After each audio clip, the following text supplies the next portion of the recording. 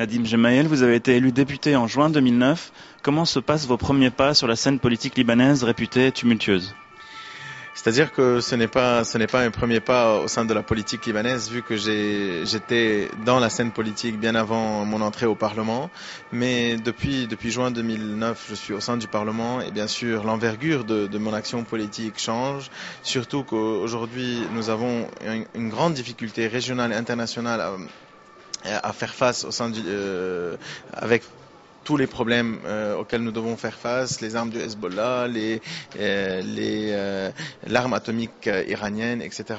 Donc, mais en fin de compte, ce que nous faisons, c'est je porte en moi les valeurs de liberté, d'indépendance, de souveraineté du Liban au sein du Parlement, au sein du législatif libanais, afin de préserver et de renforcer ces valeurs. Aujourd'hui, nous sommes intransigeants sur le fait que les armes du Hezbollah puissent être en dehors de la légalité libanaise. Les armes du Hezbollah ont perdu leur légitimité et leur légalité. Ils ont perdu leur légitimité le 7 juin 2009 lorsque le peuple libanais a voté contre les armes de Hezbollah et ils n'ont pas la légitimité.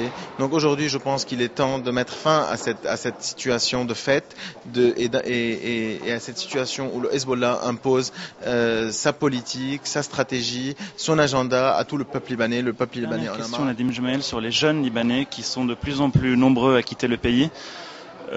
Quelle est la solution pour essayer de les retenir dans ce pays et de leur proposer un avenir acceptable?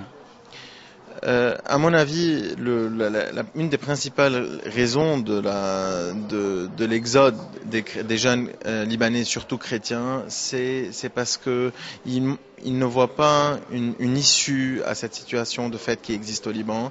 Il n'y a pas véritablement de repos économique ou de stabilité politique et économique afin qu'ils puissent envisager un avenir meilleur au niveau professionnel ou même au niveau familial.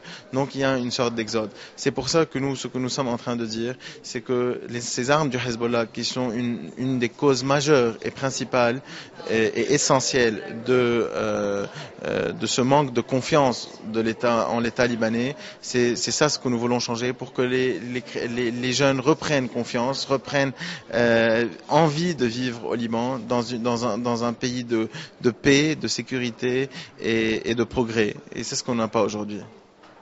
Merci. Merci beaucoup.